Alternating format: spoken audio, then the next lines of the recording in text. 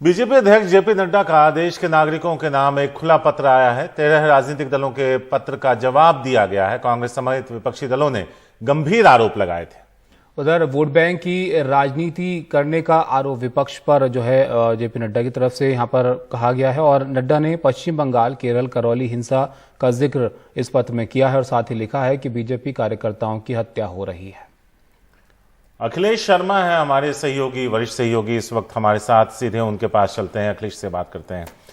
अखिलेश, उन जगहों का जिक्र जेपी नड्डा ने किया है जहां उनकी सरकार नहीं है, लेकिन अगर आज के माहौल पर नजर डालें तो नफरतों का बाजार हर तरफ सजा है और जिसको काबू करने की कोशिश कहीं से नहीं हो रही।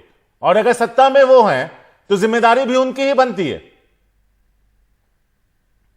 3 पेज का पत्र लिखा गया है। ये देश की जनता के नाम राष्ट्रीय अध्यक्ष बीजेपी के जो है जेपी नड्डा, उन्होंने लिखा है और इसमें दरअसल जवाब दिया गया है उन 13 राजनीतिक दलों को जिन्होंने कि एक खुला पत्र पिछले कुछ दिनों पहले लिखा था, जिसमें देश में जो सांप्रदायिक माहौल बिगड़ रहा है उसके बारे में केंद्र की मोदी सरकार के ऊपर गंभीर आरोप लगाए थे।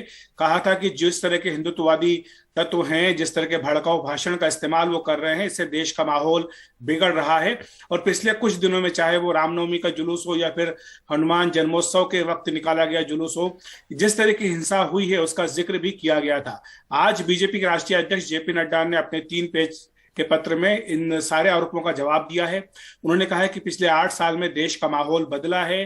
पीएम मोदी की अगुवाई में देश जो है सबका साथ, सबका विश्वास, सबका विकास और सबका भरोसा लेकर के चल रहा है। उन्होंने ये कहा है कि बदले माहौल का ये परिचायक है कि जिस तरह से हाल में 4 राज्यों के चुनाव नतीजे आए, वहां बीजेपी ने जीत हासिल की।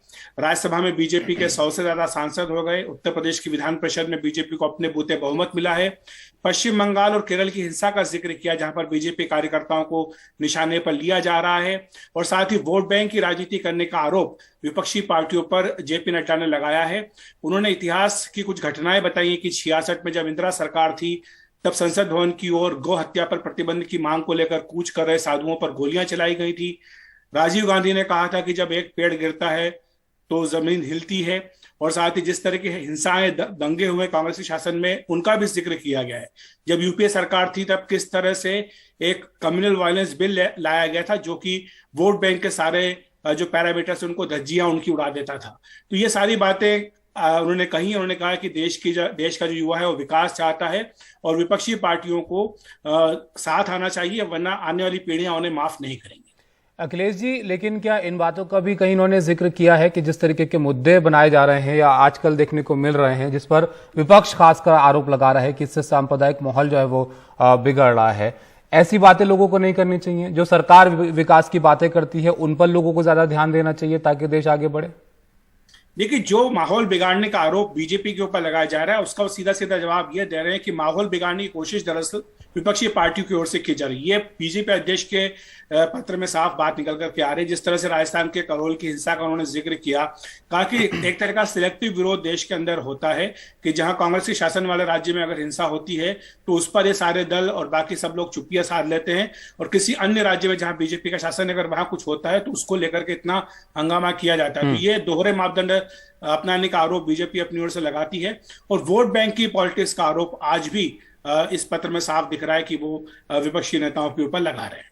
बहुत संक्षेप में वो विपक्ष पर आरोप लगा रहे हैं। विपक्ष का काम सरकार के काम में खामियां निकालना और अपनी खोई जमीन को पाना है। सत्ता में आप हैं, जिम्मेदारी आपकी है, उसके लिए क्या कर रहे हैं? देखिए, वो इसीलिए राजस्थान का जिक्र कर रहे हैं शारिक, कि जहां राजस्थान, जहां कांग्रेस की सरकार है, जहां करौल में हिंसा हुई वहां तो ये कांग्रेस की जिम्मेदारी बनती थी। तो राहुल गांधी हो, चाहे सोनिया गांधी हो, चाहे विपक्ष के अन्य नेता हो, वो करौल की हिंसा पे क्यों नहीं कुछ बोलते हैं कि वहां की सरकार उसके लिए जिम्मेदार। ये जो सवाल पूछा जा रहा है बीजेपी से, वो पलट करके इस सवाल को विपक्ष के पाले में लेकर के जाना चाहती है। और जाहिर सी बात है कि वो विपक्ष के को ये पूछना चाह रही है कि आखिर आप सेलेक्टिव अप्रोच क्यों अपनाते हैं इस सांप्रदायिक हिंसा को लेकर। बिल्कुल। अगर बोल रहे हैं तो सब पर बोलना चाहिए। ये सवाल जो विपक्ष की तरफ से कहा जाता है कि आपको जो है बोलना चाहिए, वही सवाल एक तरीके से उनके ऊपर कि आपको भी हर बात पर जो है अपनी बात उठानी चाहिए, जब जहां पर सरकारें जो हैं दूसरी पार्टियों की हैं बीजेपी के अलावा। शुक्रिया अखिलेश जी आपका इस सब जानकारी के लिए। यहाँ पर उनका भी सवाल सही है कि अगर किसी ऐसे राज्य में हिंसा या माहौल खराब हो रहा है जहां दूसरी पार्टियों की सरकार है, तो उनके नेताओं को वहां के मुद्दे भी उठाने चाहिए, उस पर भी खूब बोलना चाहिए कि आप यहां पर भी काबू करें। फिलहाल वक्त एक छोटे से ब्रेक का है।